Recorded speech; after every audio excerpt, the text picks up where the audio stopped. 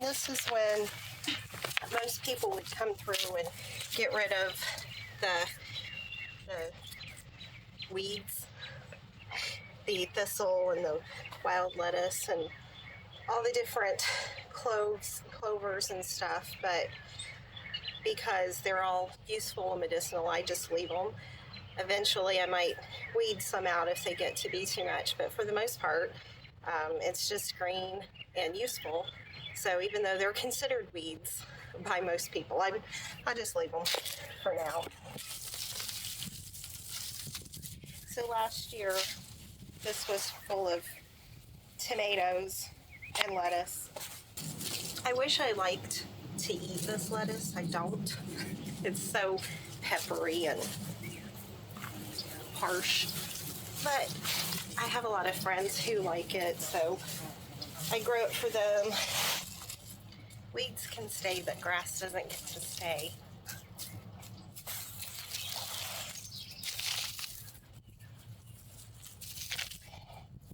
Spinach over here, something's enjoying the spinach, but that's okay.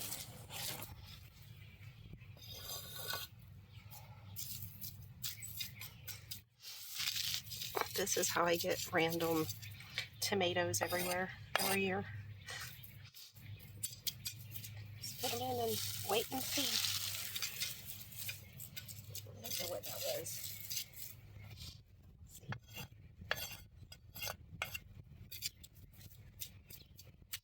Cilantro right there. I think I'll put this right in the corner over here so I can keep an eye on it. So this is soil I made last year, which was just started with the wood chips and added in any dirt that I could find around. It's East Tennessee, so dirt is hard as rock. So any soil I found mixed with wood chips and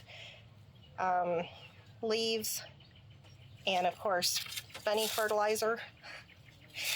And look how beautiful it is this year. It was good last year. It grew really well last year. The tomatoes loved it, but look how lush and beautiful it is.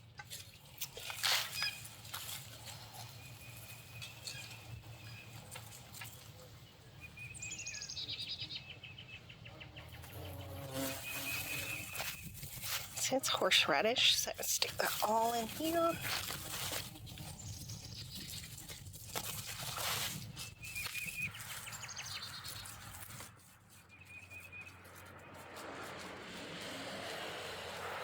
One down. So this one right here is, this is Nasturtium, which is it's edible. You can eat it in salads and things like that, like lettuce. I had basil right there, so, and nothing's happening there.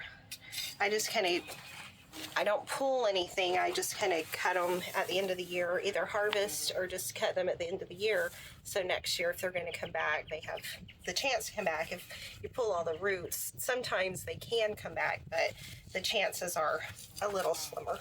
This is unamended. This is just plain East Tennessee soil. And as you can see,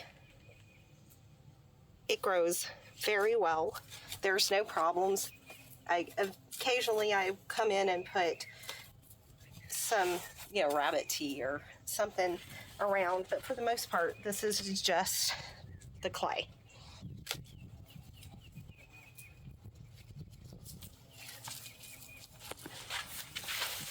Flowers are beautiful, but the plant itself is never cute, so I think I'll just put them here.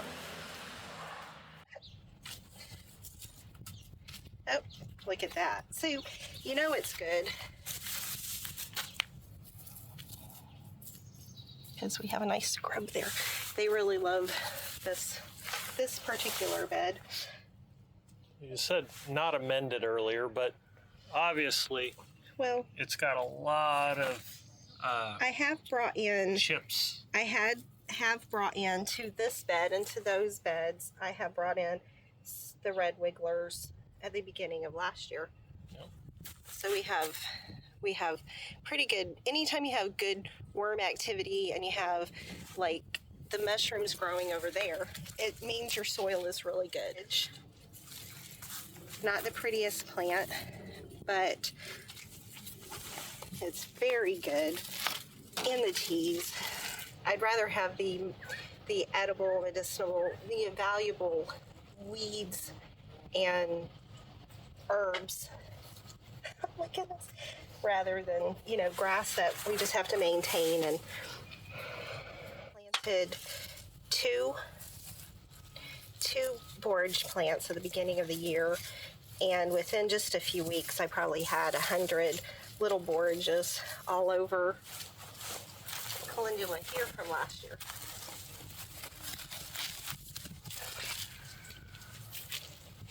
And each of those plants will give off dozens of flowers.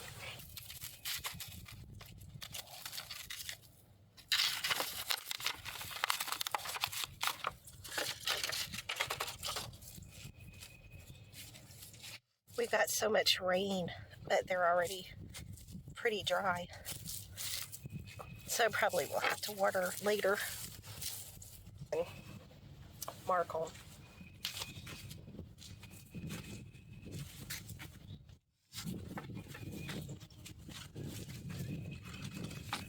And so my hopes this year, between what is coming back and what I'm extras that I'm planning extras of all my favorite things that I want to make sure that I have plenty of surplus of in the apothecary, so I can go ahead and at the end of the year harvesting a lot more than last year, obviously. So this is chamomile, which is my main focus this year. It's the one thing I use the most.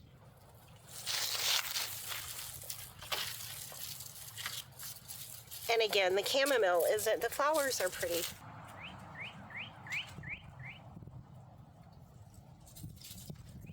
I am not very successful, I've never been successful with is dill. I plant it every year because I really like to use it, but never super successful. But I'll figure it out. And where I pulled the spicy lettuce out. So this is, and I will put this is Carolina Gold. So these are the gold ones that you like so much to throw on the grill. Yeah. So when I saw this, I was like, ooh, I know that I have loads and loads of seeds.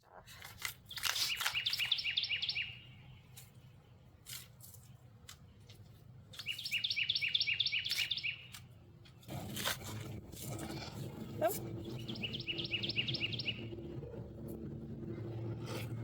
Little grub. This was like all the lavender that they had.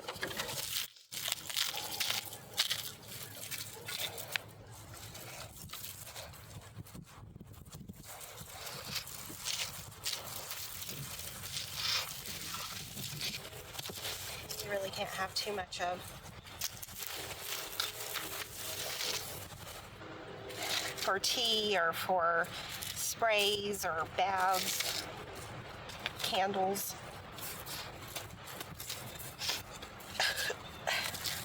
Yeah, so my oldest son's grandmother,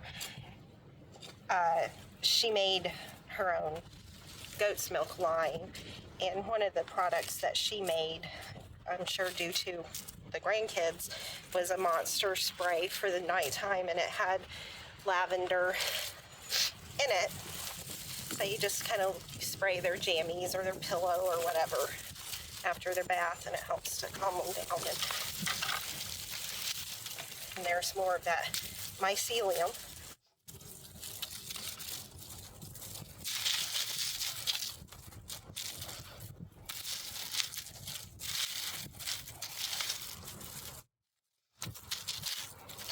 Weeds are good.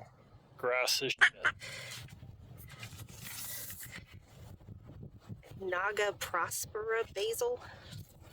Just seems like sweet basil to grow as well. Basil is just amazing.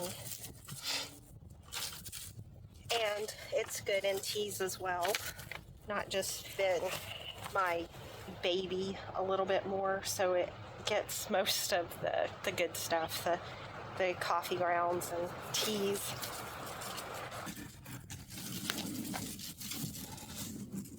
Grass goes, weeds stay.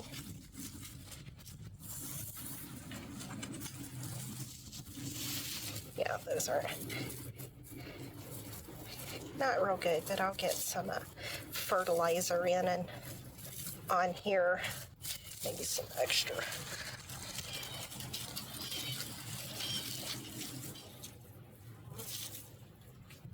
Over there. I don't know. Anybody help? Oh, if anybody has great tried and true tips on the best way to grow dill parsley. A little different. They do look different. Look at the stems, look different on them. This is not an astardium. I don't know why that's in there, but cinnamon basil.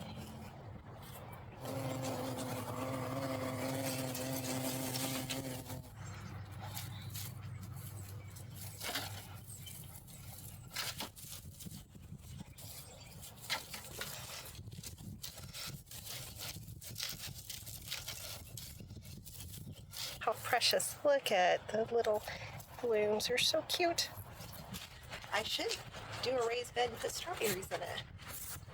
Probably. Because I want a lot of strawberries this year, because we gone through a lot of strawberries. Purple ruffled basil, cilantro, pineapple mint, spearmint, lemon balm, yarrow. Quite the mix, and that's not even just weeds. Those are specific plants. For me, flowers are beautiful, but if they're not beneficial, then it's kind of like a waste, besides just, being pretty, which, is nice.